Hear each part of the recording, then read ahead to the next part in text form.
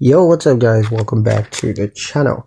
In today's video I'm going to show you how to log in securely to Bluevine for the first time.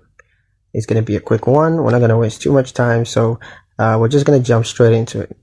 The first step is to open the Bluevine mobile app, or you could just go to the website, that's bluevine.com, on a secure browser. Now always type the address directly, never click on random links. Next step is to tap login. Enter the email address and password that you used when signing up. If you haven't created one yet, just tap sign up instead. Next, if two-factor authentication is enabled, enter the code sent to your phone or generated by your authenticator app. This confirms that it's really you.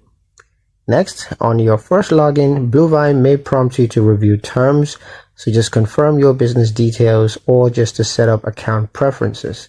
Go ahead and follow the on-screen steps to complete the setup. Final step, once inside, explore the dashboard. You're going to see your checking balance, transfer options, and bill pay features.